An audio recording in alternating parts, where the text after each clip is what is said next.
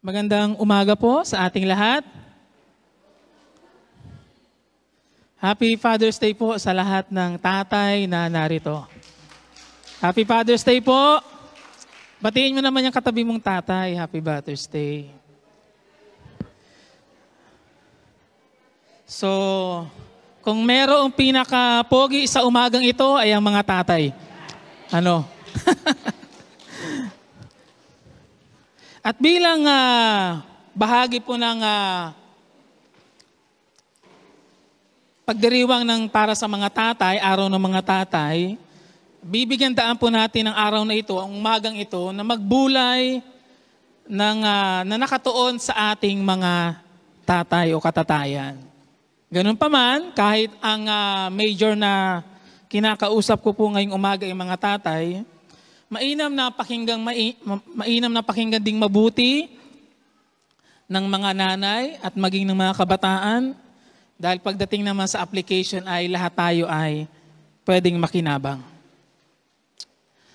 Kung aaralin po nating mabuti ang Biblia, makikita natin na hindi kulang sa pagtuturo hinggil sa pagiging tatay.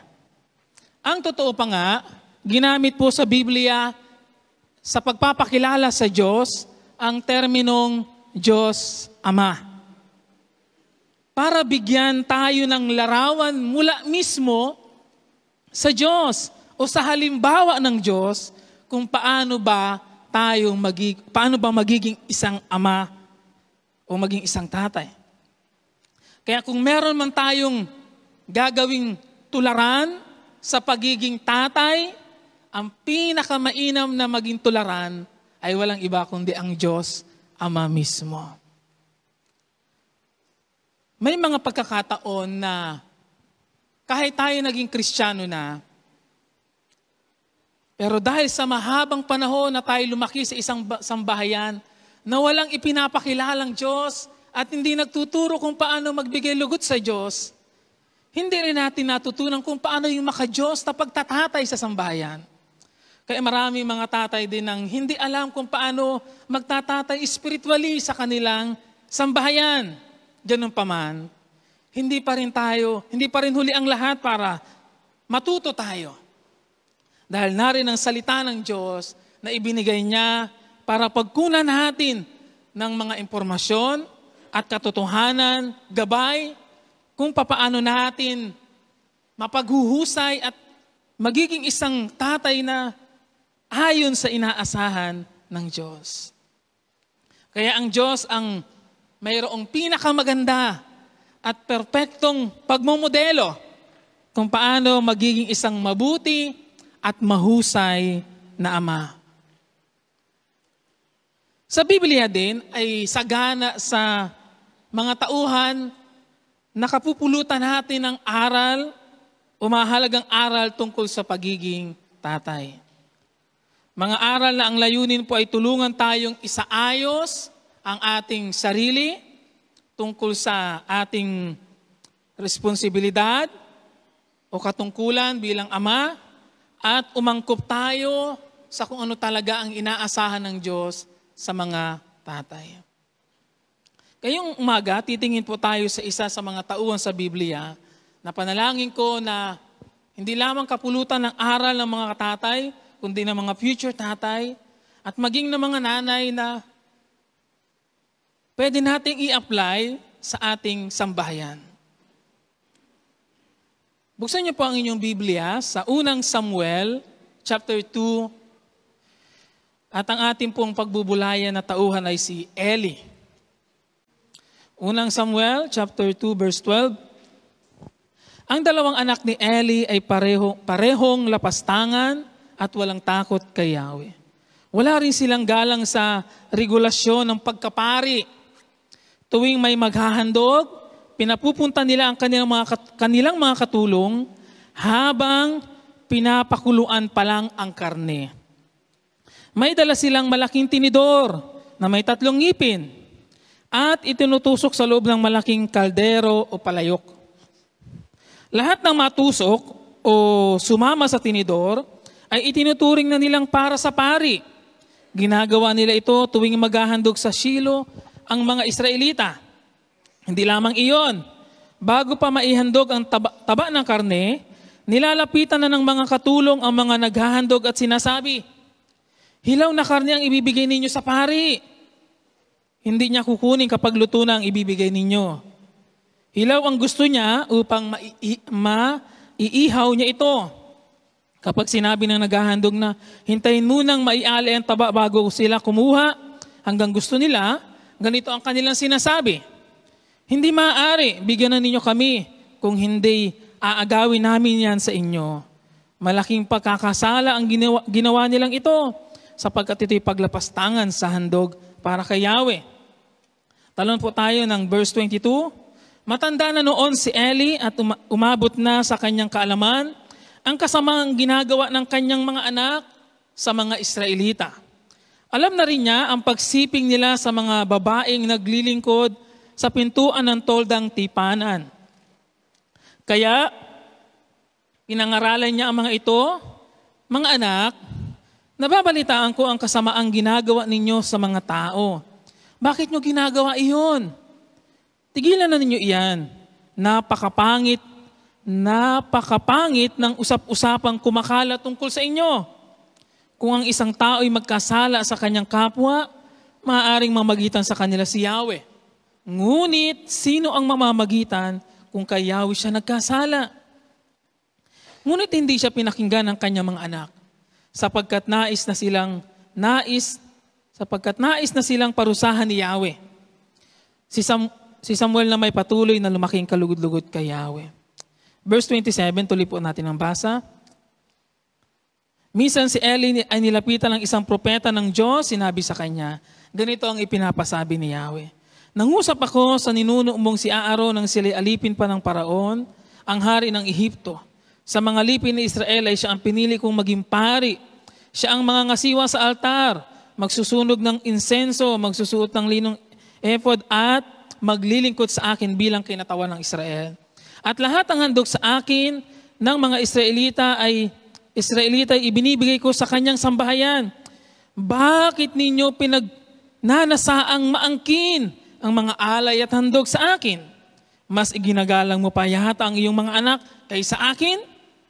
Bakit mo sila pinababayaang magpasasa sa pinakapiling bahagi ng mga handog para sa akin?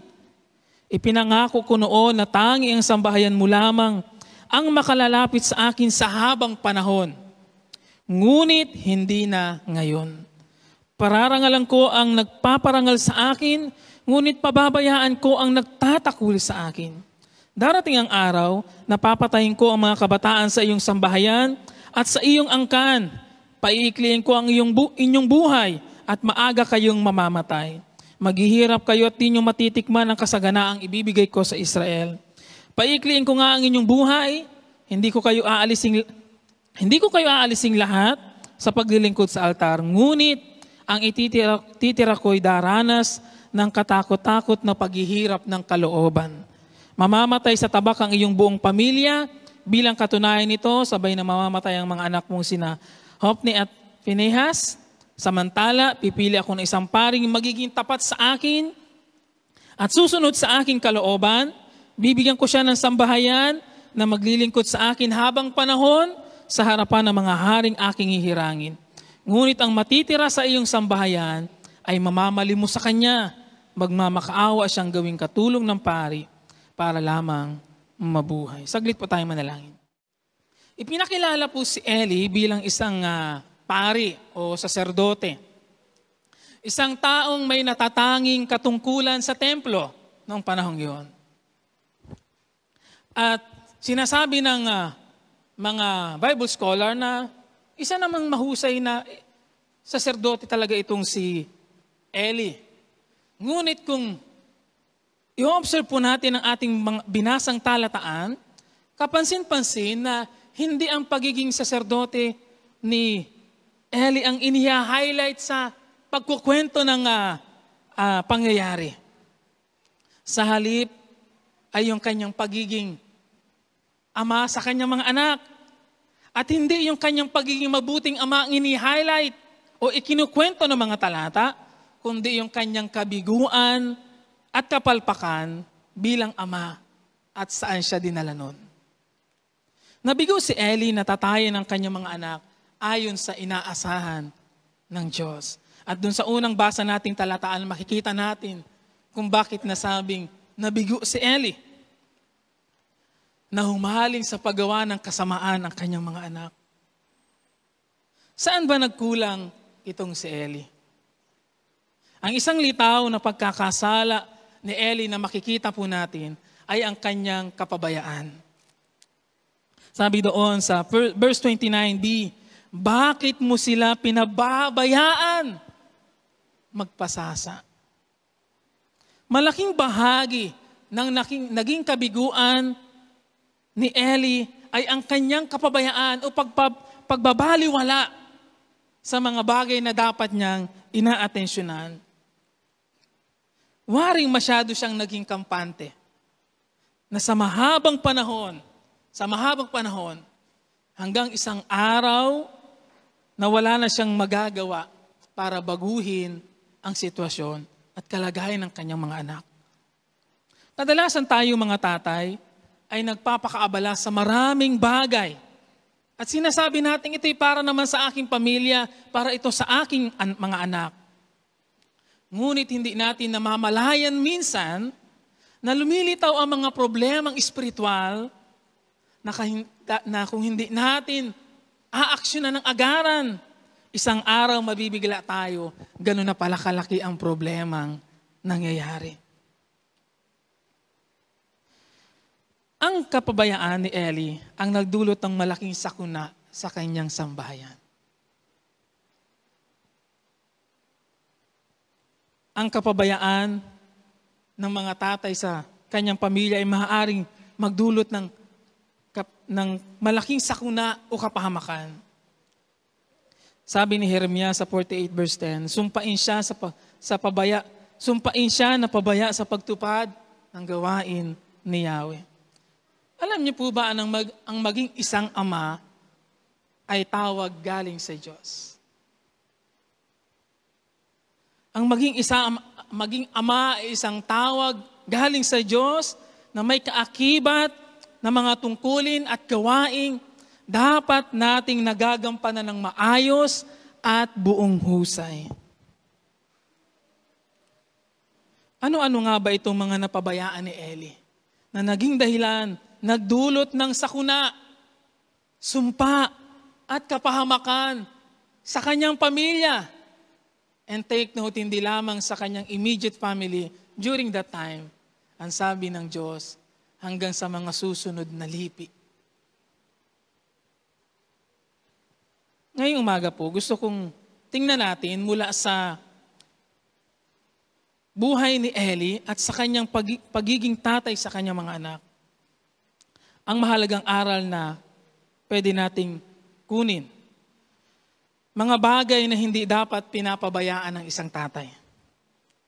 Ano itong mga bagay na hindi dapat pinapabayaan ng isang ama o hindi niya dapat binabaliwala bilang isang ama?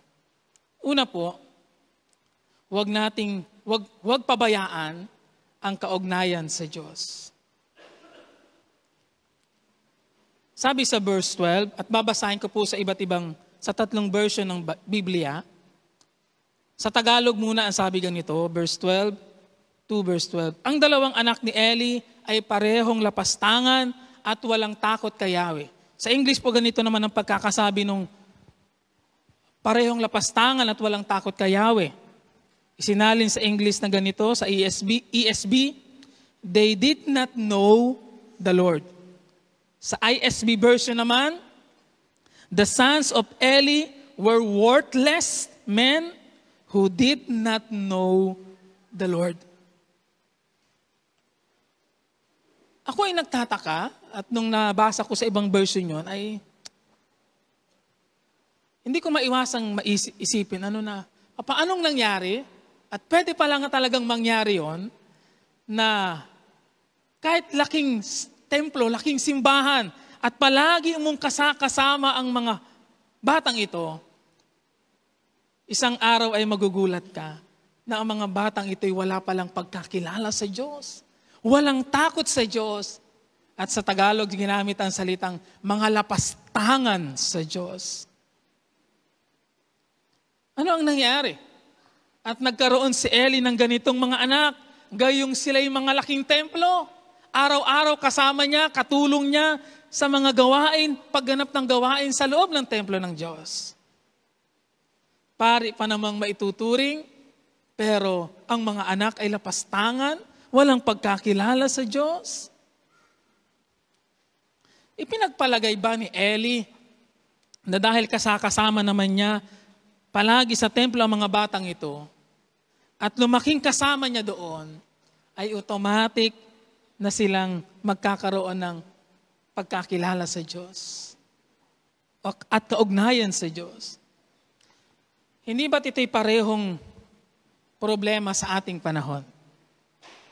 Maraming mga tatay at magulang ang hindi masyadong nagbibigay ng malalim na pagpapahalaga sa kaugnayan ng kanilang mga anak sa Diyos.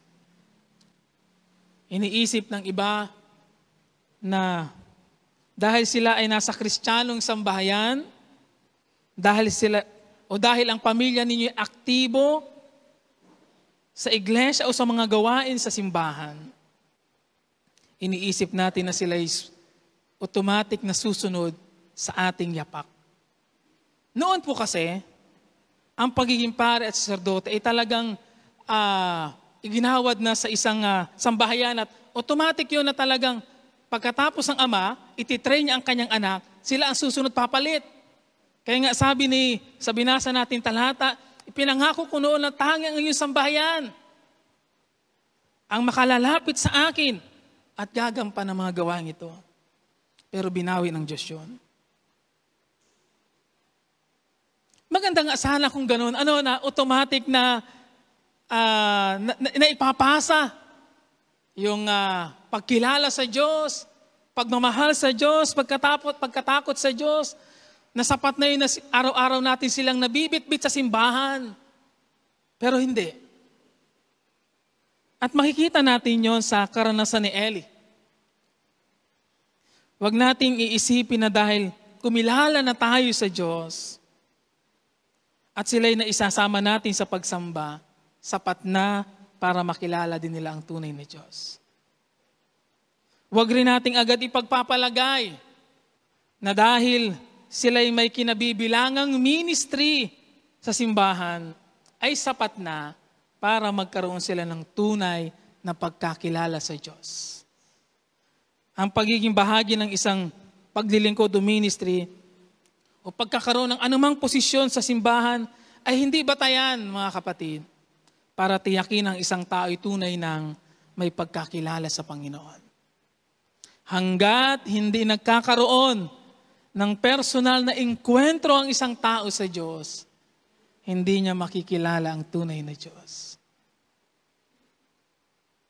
Madalas pa nga, kung may pinakamahirap na maakay sa pananampalataya at paglago sa Diyos, ay ang mismo nating sambahayan. Parang madali pang mag-akay ng iba kaysa akayin ang iyong pamilya.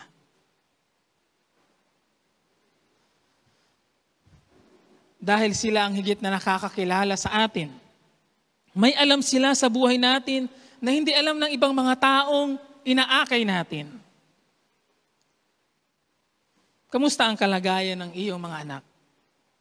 Mga tatay.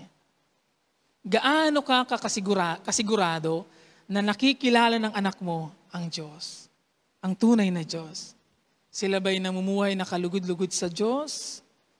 Sila ba'y namumuhay na merong pagkatakot sa Diyos?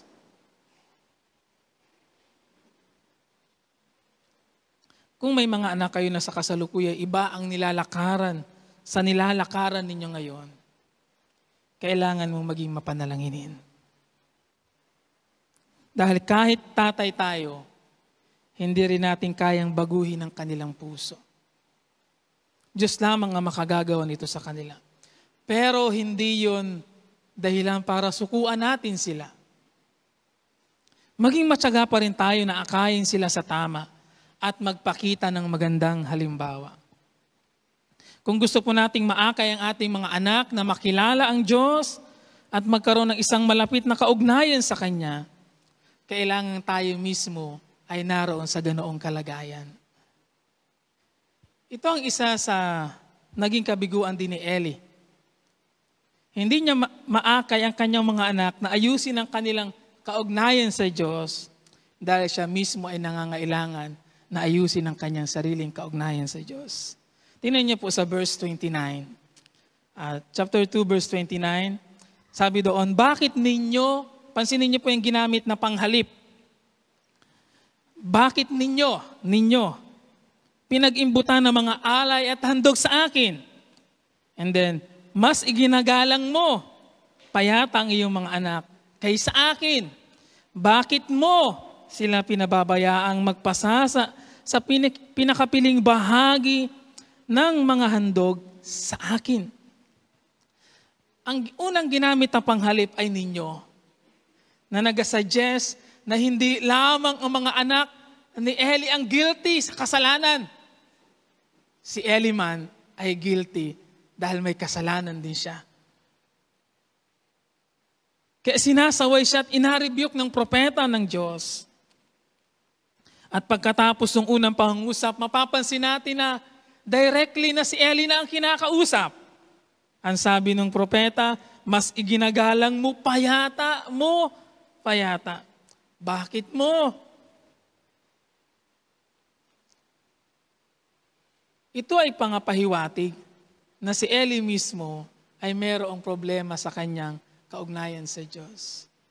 Hindi niya maakay ang kanyang mga anak dahil siya mismo ay kailangang mag-ayos ng kanyang kaugnayan sa Diyos. Saan nga naman dadalhin ni Eli ang kanyang mga anak? Gayong siya mismo ay malayo na sa Diyos. Kamusta po tayong mga katatayan? Kung gusto nating makilala ng ating mga anak ang Diyos at magkaroon sila ng tunay na pagkakilala sa Diyos, kailangan nating tiyakin na tayo ayos sa Diyos. Naglilingkod man sa templo si Eli, ngunit marahil sa mahabang panahon, hindi nila nakita sa buhay ni Eli ang isang kaugnayang malapit sa Diyos. Maaaring kaya ang mga anak din ay tuloy-tuloy sa pagsama. Dahil wala namang makita at masundan na halimbawa sa kanilang tatay liban doon sa araw-araw na sa templo. Mas iginagalang mo pa yata ang iyong mga anak kaysa akin. Nasaan ang sino ang tunay na nakaupo na sa puso ni Eli? Makikita natin na hindi na ang Diyos ang pangunahin sa puso ni Eli. Mas ipiniplease niya, mas unang mahalaga sa kanya na ma-please niya ang kanyang mga anak kesa sa Diyos. Kahit si Eli ay parang mas takot pa sa mga anak kaysa sa Diyos. May mga tatay minsan na mas takot sa anak kaysa sa Diyos. Kaya sa takot sa anak, inabigay ang lahat ng gusto, ang lahat ng hilig. Kahit pa yun ay maaaring maghatid sa kanya sa kapahamakan. Sabihin mo sa iyong katabing tatay, mali yun. Huwag mo yung agawin. Ihahatid mo sa kapahamakan ang iyong anak. Ano nga naman ang susundan at tutularan ng mga anak ni Eli kung siya mismo ay walang kakitaang ganoong halimbawa? Mga tatay, nakakahatak po ba ang inyong buhay para magnasa ang inyong mga anak na kilalanin ng Diyos? Nakaka-attract ba ang buhay ninyo para mag-desire din ang inyong mga anak na sundan ang inyong pagsunod sa Diyos? Ako'y naniniwala na ang isang lumalalim na kaugnayan sa Diyos ay parang isang bituing nagliliwanag na uma-attract sa mga tao sa kanyang paligid para lumapit at makilala din ang Diyos. Sana'y maging ganun tayong mga tatay. Nasanay kasi tayo doon sa termino na ang nanay ang ilaw ng sambahayan. Pero hindi. Magandang ang tatay ang maging ilaw din ng sambahayan. Dahil ang mga major responsibilities na ibinigay ng Diyos ay sa tatay talaga inaasahan.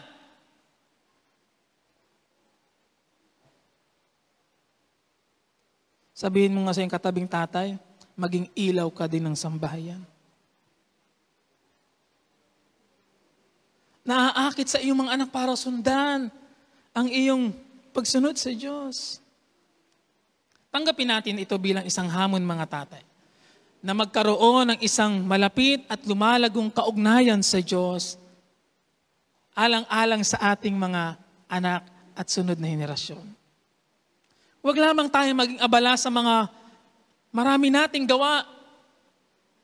Ang sabi po sa isang portion sa Experiencing God, huwag lamang basta daw gawa ng gawa. Mayroong higit na mas mahalaga na dapat tayong pinagtutuunan at tinitiyak. At yun ay ang ating kaugnayan sa Diyos. Inilagay ng Diyos sa balikat po ng mga tatay ang pangunahing katungkulan na akayin ng kanyang pamilya sa pananampalataya. Ngunit hindi natin maibibigay ang isang bagay na wala sa atin. Hindi po ba? Hindi tayo makapag-aakay kung hindi muna tayo na una na makarating doon sa pagdadalan sa kanila. Paano natin dadalhin ang ating mga anak gayong hindi pa nga tayo nakakarating doon? Tanong, saan mo dinadala ang iyong anak ngayon? Saan mo dinadala ang iyong sambahayan? Saan mo sila inaakay? Sa isa bang patuloy na pagkilala sa Diyos, paglapit sa kaugnayan sa Diyos, pagbibigay lugod sa Diyos, o maaaring kabaliktaran ng mga yon? Kunin natin ang aral sa buhay ni Eli, mga kapatid. Isang araw, sisingilin tayo ng Diyos sa ating mga kapabayaan.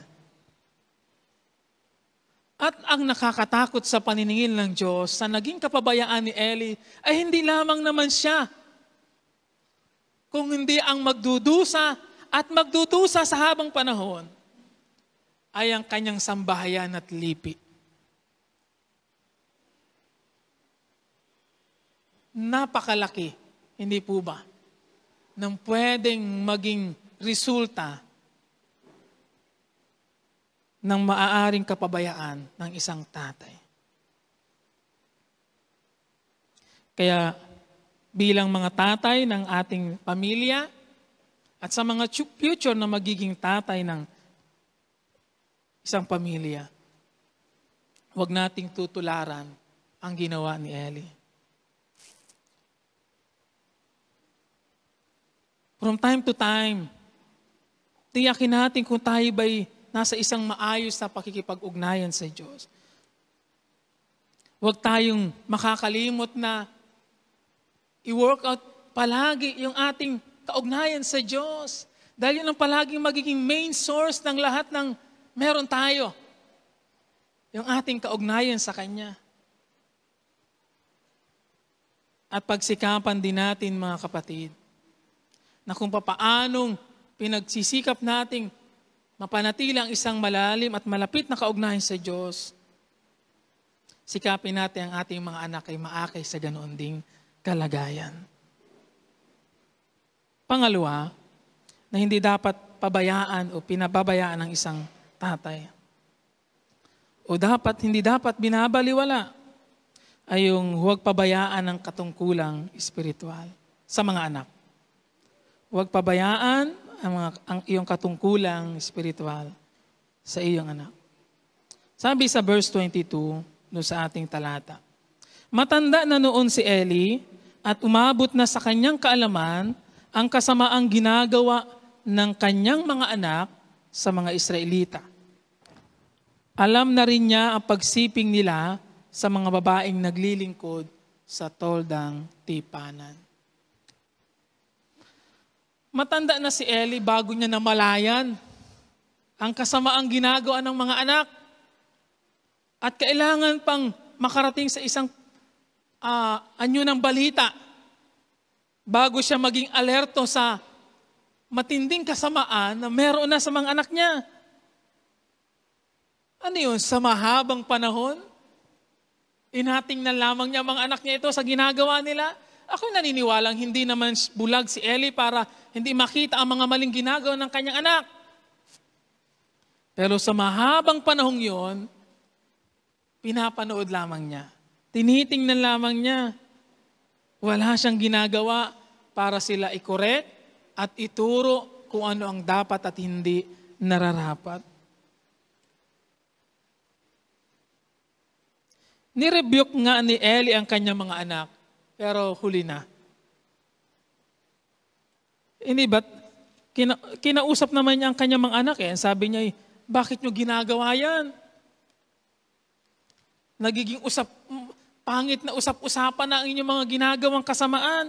Itigil niyo yan, sabi niya. Pero huli na ang lahat. Ang sabi sa verse 25, ngunit hindi siya pinakinggan ng kanyang mga anak.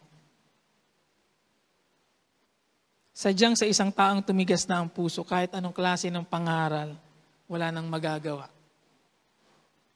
Kung sana'y noong una pa, noong bata pa, sinaway na at tinuruan sila, maaaring hindi lumala ang problema. May mga problemang hindi kailangang lumala kung maaga lamang aatensyonan. Sabi ni Eli, tigilan na ninyo yan. Masama ang balitang umaabot sa akin. Parang ang concern lamang ni Eli yung masamang balita na umaabot sa akin. Parang kahit sa puntong yun, hindi pa rin siya nakaka-arrive doon sa nakakatakot na katotohanang naghihintay dahil sa kasamaang ginagawa ng kanyang sambahayan. Kailangan pang mapabalita ang kasamaan bago aksyonan. Mga tatay, huwag nating hintayin na kailangan pang maging kalat ang ginagawang mali bago tayo umaksyon. Nakikita pa lamang natin ang maliliit na mga bagay na lumilitaw na hindi tama sa loob ng tahanan. Simulan na nating aksyonan. Minsan ina-aksyonan lang natin kapag nagpatawag ang guro sa eskwela. Ay, nagpangbuli po yung anak ninyo, nanuntok. Doon lang tayo gumagawa ng karapatang aksyon. Pero ako'y naniniwala na meron na tayong makikita mga palatandaan ng umiiral na kasamaan sa mga bata. Kaya mula doon, maaga nating aksyonan at lapatan ng kaukulang disiplina. Gusto kong isipin na maaaring noon pa man, aware naman si Eli sa ginagawang mali ng kanyang mga anak. Tamad lamang talaga siyang magturo at magsaway. Sabihin mo sa iyong tatay na katabi, huwag katamaran ng pagtuturo at pagtutuwid sa mga anak. Kadalasan ang pintas din sa maraming tatay ay, lalo na sa mga maraming kabisihan, ay inapasa na sa nanay ang pagdidisiplina at pagtuturo. Pagtuturo at pagdidisiplina. Pero balikan niyo po ang Biblia sa Deuteronomio, ibinigay ang utos sa mga tatay na magturo at magdisiplina. Sabihin mo sa iyong katabing tatay, huwag mong apasa. Katungkulan mo yon. Akuin natin katungkulan mga tatay ang magturo sa ating mga anak. At kung kailangang maglapat ng kaukulang disiplina, huwag din tayong magdalawang isip na sawayin at ituwid.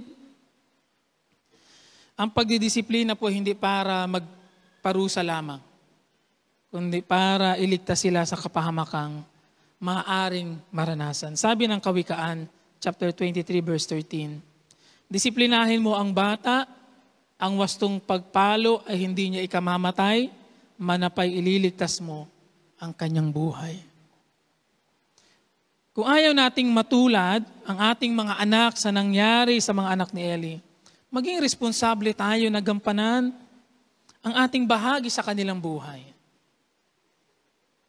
Sabi pa sa sabi din sa English naman, version, Proverbs chapter 19, verse 18, Proverbs 19, verse 18, discipline your children while they are young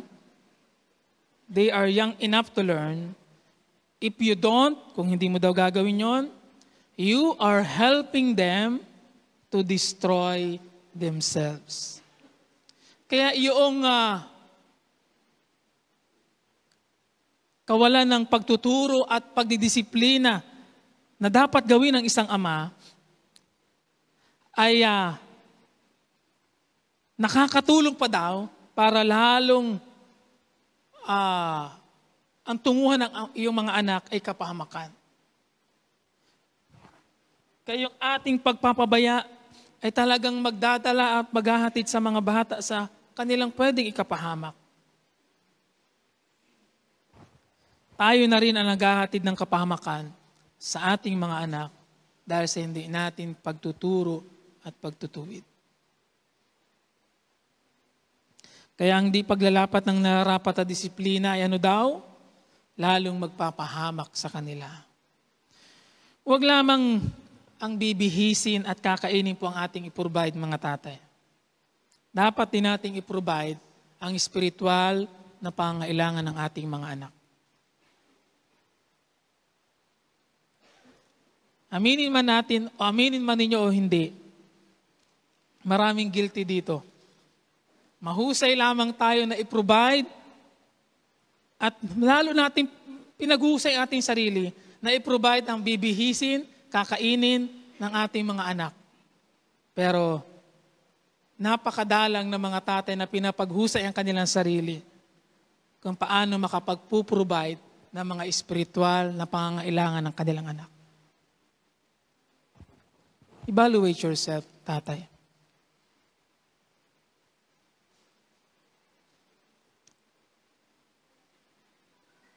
Sabi ng Diyos doon sa ating talata, chapter 3, verse 13. Tingnan niyo kung gaano kagrabe ang naging bunga noon, kapabayaan na yon. Verse 13, sabihin mo sa kanya na habang panahon kung parurusahan ang kanyang lipi, sapagkat hinayaan niya akong lapastangin ng kanyang mga anak. Habang panahon, grabe yun.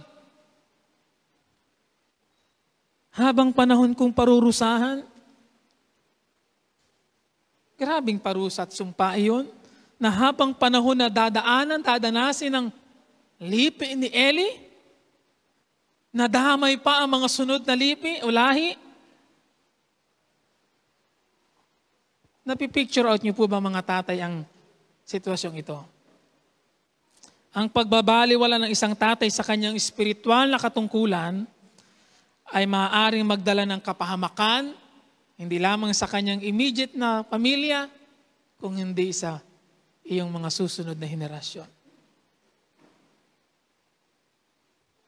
Anong sama namang track record yun, na babalikan sa atin na ay dahil kay Lolo, kaya tayo naging ganito. Dahil si Lolo ay sugalero noon, kaya wala tayong pag-aari ngayon. Anong sama namang record noon? Unawaan niyo po.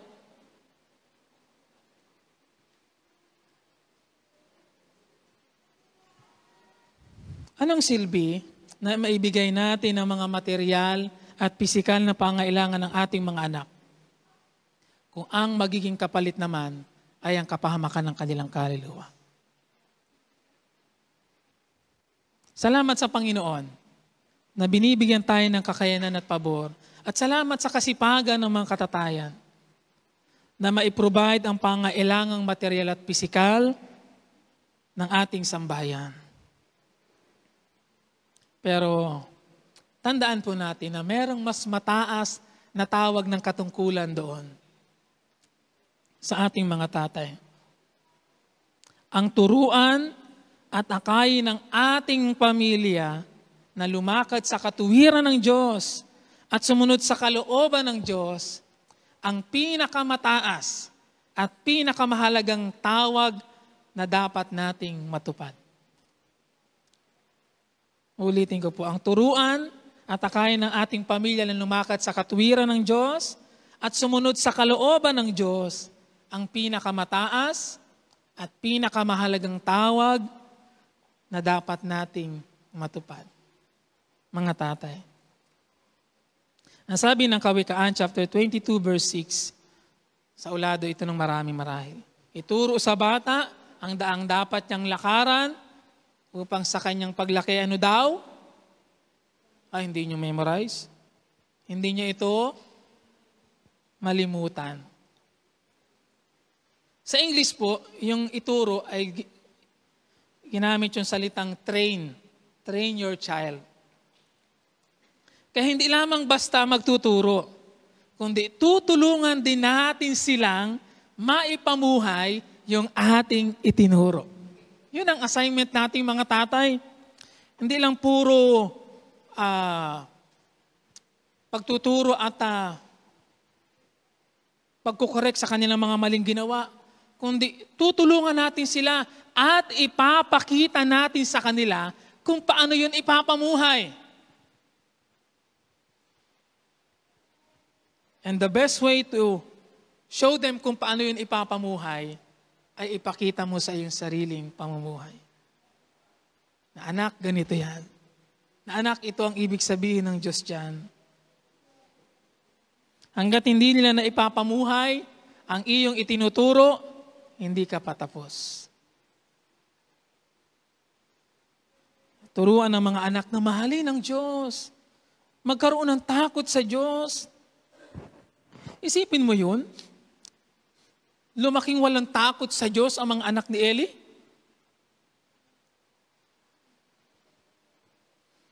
Katakot-takot na sitwasyon yun. Sabi pa ng Deuteronomy chapter 6 verse 7, ituro ninyo sa inyong mga anak sa loob at labas ng inyong tahanan, sa oras ng paggawa, pamamahinga, sa lahat ng lugar, at sa lahat ng panahon. Ano po ang sinasabi ng talata sa atin? Ang katungkulan nating magturo ay walang pinipiling panahon o oras sa halip, basta makakita tayo ng pagkakataon na pwedeng makapagturo sa mga anak, sasamantalahin natin iyon. Kaya yan naman ay intentional na tinawag mo para ituro ang isang bagay, o kahit habang kayo ay namamahinga, namamasyal, take those opportunity na pwedeng gamitin para mag-install ng mga mahalagang katotohanan sa iyong mga anak. Maging mapagsamantala sa panahon. Ito'y hamon sa ating mga tatay, sa atin ding mga tatay na palaging magsikap na mag-aral at magbulay ng salita ng Diyos. Ang hirap namang humugot ng ituturo na wala kang mahugot kasi wala kang binasa, wala kang inaral, wala kang binulay at hindi mo ini-apply sa iyong buhay. Kaya parang merong maituro, kailangan nating basahin, aralin, bulayin, at una munang i-apply sa ating buhay, and then ituro natin sa ating mga anak. Pangatlo po, na hindi dapat pabayaan. Huwag pabayaan o baliwalain ang kasalanan. Hayaan niyong basahin ko ulit yung sa verse 12, para makita lang natin kung gaano katindi yung kasalanang iyon na ginawa nila. Verse 2, verse 12. Ang dalawang anak ni Eli ay parehong lapastangan at walang takot kay Yahweh.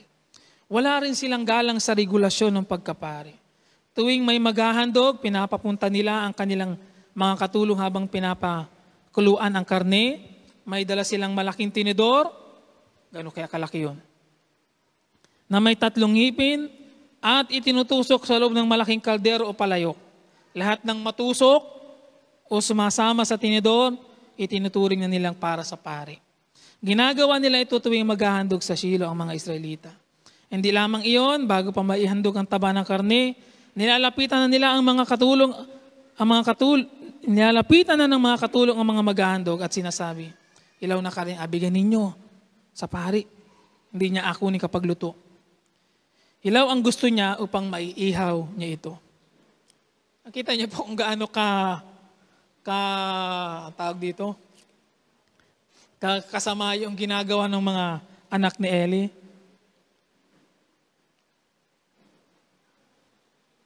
Gaano kasama ang kasalanan ginagawa ng mga anak ni Eli? Napakasama. Sukdulang pagdududahan mo kung talaga bang anak ng pari ang mga ito. Nilapastangan nila ng gusto ang Diyos.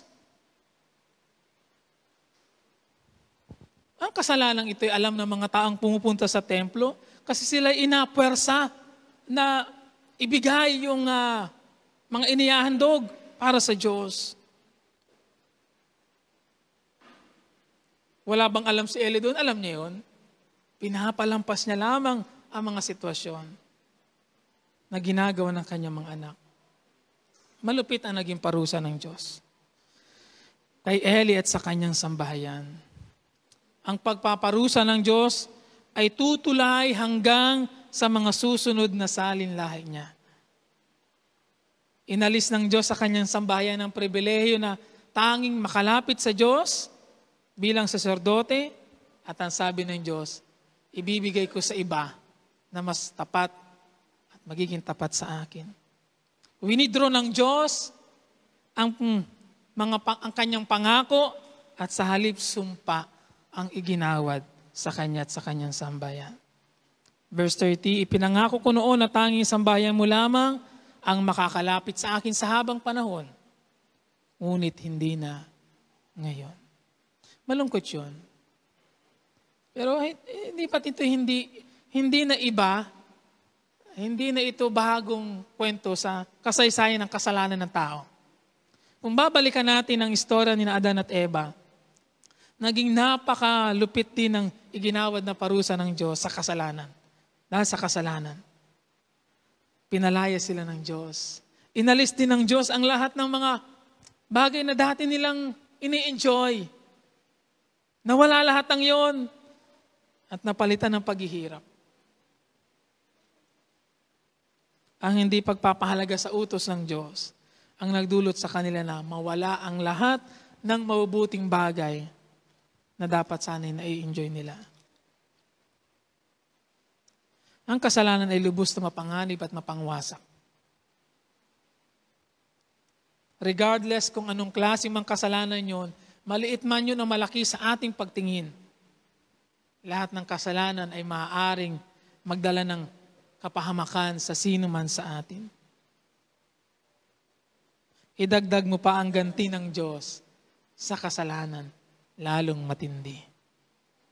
Ngayon, ang tanong, bakit nga ba parang naging napakaluwag ni Eli sa kanyang mga anak? Kasi yun ang nangyari eh. Naging napakaluwag niya na turuan at disiplinahin ang maling ginagawa ng kanyang mga anak. Bakit ba ganoon? Merong 2 posibleng dahilan daw po. Una, dahil mga anak niya ito at ayaw niyang lumayo ang loob ng mga ito sa kanya. Lalo tumatanda na siya. Marahil ay natatakot siyang baka siya iwanang mag-isa. May mga tatay at mga magulang na masyadong mapagbigay sa kanilang mga anak. Para lang wag magligalig, ibibigay ang hilig. Ano niyo po yun? Para wag magligalig, ibibigay ang hilig. Maari may mga pagkakataong okay yun, pero hindi palaging tama yun.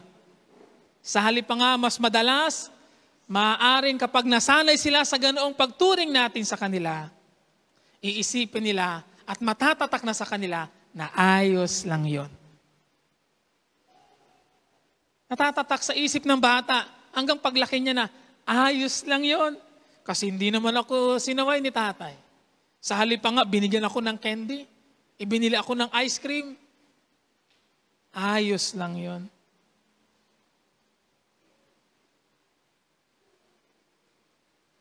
Mali. Nababaliktad na rin minsan ng sitwasyon.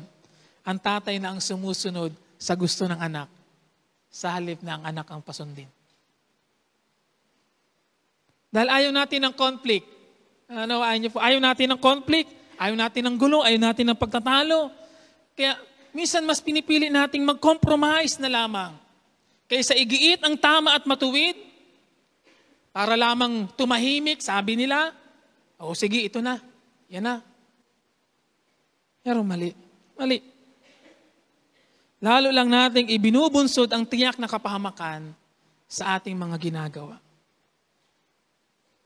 Inihahatid natin sa tiyak na kapahamakan ng ating mga anak kung pababayaan natin silang mananatili sa kanilang mga gawang mali. Pangalawang posibleng dahilan bakit naging napakaluwag ni Eli sa kanyang mga anak ay dahil mismo si Eli ay kasangkot sa ginagawang kasamaan ng mga anak niya. Basahin po natin yung verse 29, chapter 2, verse 29. Tingnan niyo sabi, bakit ninyo ngayon binabastos ang aking hain at mga handog na ako mismo ang nag-utos na panghabang panahon? Ba't higit mong pinapahalaga ng iyong mga anak kaysa akin? Ito po sa ibang salin ko binabasa. At pinatataba ang inyong mga sarili sa pinakamainom na bahagi ng bawat handog ng aking bayang Israel. Ano daw? Sabi nung uling praise, pinatataba ang inyong mga sarili. Nag-suggest ang talatang ito na si Eli ay kasama dun sa nagapakabusog. Kasi inakuha yung best part ng handugay. Taba pa. Maaaring si Eli ay inauwian ng kanyang mga anak. Tatay, ang sarap ni Ray. At siya ay kumakain ng pinakamainam din na inihandog na para lamang dapat kay Yahweh. Basahin din natin yung chapter 4 verse 18 dyan. Tingnan niyo po sa verse 18, chapter 4 verse 18. Nang marinig ni Eli ang tungkol sa kaba ng Diyos, siya'y nabuwal sa may pintuan. Nabali ang kanyang leeg sapagkat siya'y mabigat at matanda na. Sapagkat siya'y mabigat. Yun daw po ay maaaring nag-emphasize din ng isang katotohanan sa kanyang physical na kalagayan. Siya'y mabigat. Tumutukoy sa kanyang timbang. Ay palagi waring busog. Nawawalan po tayo ng otoridad at karapatan, mga tatay, na magsaway at magtuwid kung tayo mismo ay nakikibahagi at nakikinabang sa kasalanang ginagawa ng iba. Ano nga naman ang authority at power na meron si Eli sa sitwasyong yon kung siya mismo ay bahagi ng nangyayaring kasamaan? Sana hindi mangyari yun sa ating mga tatay na narito. Na kaya hindi tayo makapagturo, kaya hindi tayo makapag-correct, kaya hindi natin sila maakay dahil tayo mismo ay lumalakad din sa mali.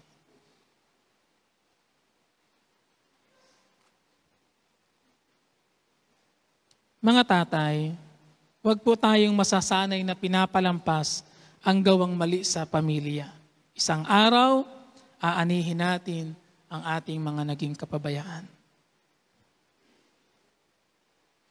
Malupit at malawak, hindi po ba, ang naging sakop ng parusang iginawad ng Diyos kay Eli. Kung iisipin, bakit kailangang pang-idamay ng Diyos ang mga susunod na lipi ni Eli? Gayong ang nagkasala naman ay si Eli at ang kanyang mga anak. Ito po ang nakita ko doon. Ito'y para ipakita sa atin at ipaunawa sa atin kung gaano kaseryoso ang Diyos pagdating sa kasalanan. Ang anumang anyo ng pagsuway at pagbabaliwala sa mga utos at salita ng Diyos ay malaking offense sa Diyos. At hindi niya pwedeng palampasin yon. Seryoso ang Diyos na makipag-deal sa kasalanan. Hindi niya papayagang ang kasalanan ay, unawaan niyo po, na ang Diyos ay banal na Diyos. Kaya nga pinalayas niya sina Adan at Eva kasi hindi siya pwedeng makisama sa makasalanan. Ganun siya nangangayon nasusuklam sa kasalanan. Kung si Eli po na isang lingkod ng Diyos ay hindi pinalampas ng Diyos sa parusa sa kasalanan ginawa niya, tayo pa kaya? Sabi ko kanina sa aking introduction, ang Diyos Ama ang pinakamahusay na modelo na pwede nating sundan at tularan sa pagiging Ama. Ngayon, ang Diyos Ama ay banal na Diyos. Namumuhi sa kasalanan ang Diyos. Ayaw ng Diyos sa kasalanan. Mga tatay, kung ang Diyos Ama ang ating susundan at tutularang halimbawa sa pagkaama, kailangan magkaroon din tayo ng ganoong pagturing sa kasalanan. Kamuhi-muhi. Bagay na ating aayawan, kamumuhian, kasusuklamahan. At babantayan natin ang ating pamilya sa mga kasalanang ito na maaaring lumitaw. Huwag po tayong pumayag na ang kasalanan ay manatiling nagahari sa ating sambayan. Ang bigat-bigat ng inaasahan sa atin. Ngayon, napakalaki ng nakaatang sa balikat nating mga tatay. Iniligay ng Diyos sa ating mga tatay ang pangunahing katungkulan na palakihin ang ating mga anak sa turo at aral po ng Panginoon. Efeso chapter 6 verse 4 ay sinabi ni Pablo ang ganito, kayo naman, mga ama, sa ibang version po ng Tagalog ko din ito binabasa. Huwag ninyong ibuyo sa kagalitan ng inyong mga anak. Sa halip, palakihin sila ayon sa turo at aral ng Panginoon. Sa isang version kasi ng Tagalog Bible ay mga magulang. Pero sa mas maraming mga version ng Biblia, in-emphasize kung para kanino talaga directly inabigay yung utos na yon. Mga ama, fathers.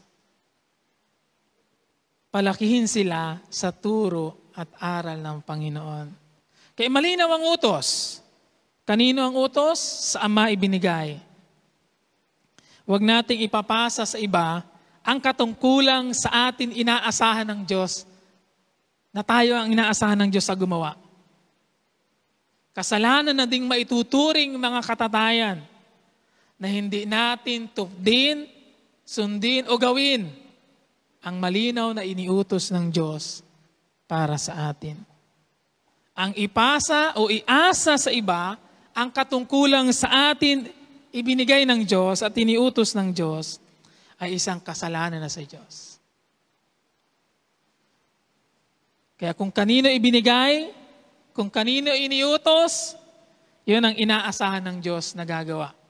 O sabihin mo sa iyong katabing tatay, kung kanino iniutos, yun ang immediate na inaasahan ng Diyos na gagawa. Parang takot kayo sa mga tatay niyong katabi Huwag tayong magtataka kung isang araw lumaki ang ating mga anak na materialistic. Sinanay mo kasi na ibigay ang lahat ng hilig. Huwag kang magtataka kung lumaki ang anak mo na hindi marunong dumiskarte sa buhay. Hindi mo kasi tinuruang maging independent. Huwag kang magtataka kung lumaki ang anak mo na tamad kung hindi mo naman tinuruang magtrabaho. Huwag kang magtataka kung lumaki ang anak mo na ang hilig ay mga gawi ng mundo. Hindi mo naman kasi tinuruan ng tunay na mahalaga sa buhay nito. Huwag kang magtataka kung lumaki ang anak mo na walang pagkakilala at pagkatakot sa Diyos. Kung hindi ka naman seryosong naglaan ng panahon para turuan at magpakita ng halimbawa sa kanila. Kung ano ang ating inihasik, ano daw? yun ang ating aanihin. Iasik natin ang salita ng Diyos sa kanilang buhay. At isang araw, makikita natin ang bunga nun. Wala man sa atin ang kapangyarihan na bumago at pumihit ng puso ng tao kasama ng ating mga anak. Ngunit hindi yun excuse para hindi natin paghusayin na gampanan ang ating katungkulan bilang tatay sa kanila, na sila'y maakay sa landas ng katuwiran at pagsunod sa kalooban ng Diyos. Dinala ako ng aking pagbubulay doon sa isang pangungusap na sinabi ni Jesus sa Juan chapter 5 verse 19. Ang sabi ni Jesus doon, kahit sinabi sa kanila ni Jesus, dapat ninyong malaman na walang ginagawa ang anak sa kanyang sarili lamang. Ang ginagawa lamang niya'y ang nakikita niyang ginagawa ng Ama. Ang ginagawa ng Ama, ang siya ring ginagawa ng anak.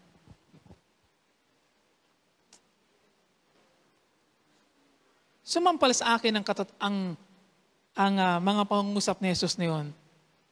Sa modelong iniwan ni Jesus at halimbawang ito na inirecord ng Biblia tungkol sa relasyon ng mag-ama, ng ama sa kanyang anak, ang tinutularan at sinusundan ng anak ay kung ano ang nakikita niya lamang sa kanyang ama. Ano sabi ni Jesus? Wala akong ginagawa na labas sa hindi ko nakita sa Ama. Ang ginagawa ko lamang ay kung ano ang nakita kong ginagawa ng Ama. At intentionally inapakita naman ng Ama kung ano ang dapat gawin ng kanyang anak. Mga kapatid, mga tatay, ano ang nakikita ng mga anak sa atin? Ano ang nakikita ng iyong mga anak sa iyo? Bagay na karapat-dapat bang tularan at sundan? Halimbawa at pamumuhay ba na dapat kopyahin? Karapat-dapat kopyahin? May kasabihan pa tayo, like father, like son. Gano ito katotoo sa ating mga tatay? Nagiging katulad mo ba ang iyong mga anak? Ngayon ang tanong doon, saan mo sila nagiging katulad? Sa anong bagay sila dapat maging katulad natin?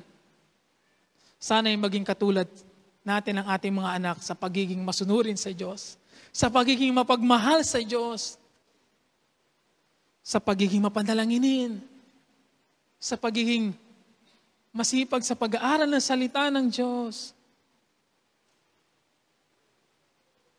sa pagsisikap na lakaran ng katuwiran ng Diyos.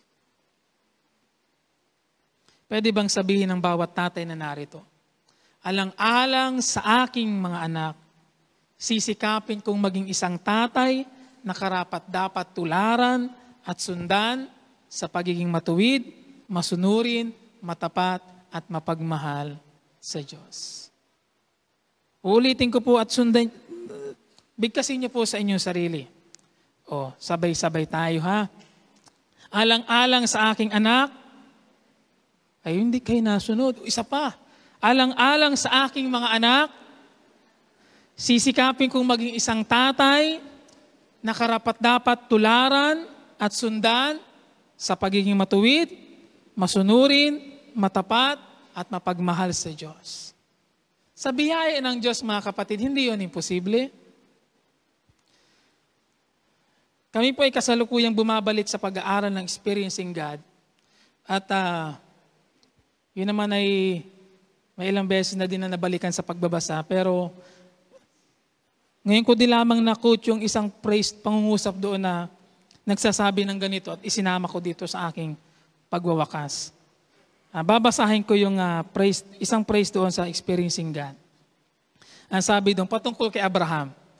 Bakit naghintay pa ng 25 taon ang Diyos bago ibigay ang pangakong anak kay Abraham?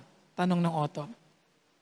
Sabi niya, dahil inabot din ng 25 taon ang Diyos upang hubugin ang isang amang nababagay kay Isaac. Sabi ng Experiencing God, ng author, ang katangian ng Ama ay magkakaroon ng malaking epekto sa magiging katangian ng mga susunod pang henerasyon. Ang katangian ng Ama ay magkakaroon ng malaking epekto sa magiging katangian ng mga susunod pang henerasyon. Mga kapatid, mga tatay, hindi ko alam kung ano ang sitwasyon sa inyo pong pamilya. Kung nabigo ka sa nakaraan, hayaan na natin yan. Bumawi tayo ngayon. Habang may pagkakataon pa, pwede pa tayong makabawi. At tumingi tayo ng biyaya sa Diyos. Ngayon, kung sa palagay mo'y nagawa mo naman ang dapat mong magawa bilang tatay, at wala pa rin mga pagbabagong parang nangyayari, ipagpapa sa Diyos na natin yan. Tayo patuloy lamang luluhod sa panalangin at maniwalang isang araw, maghihimala din ng Diyos sa ating sambahayan.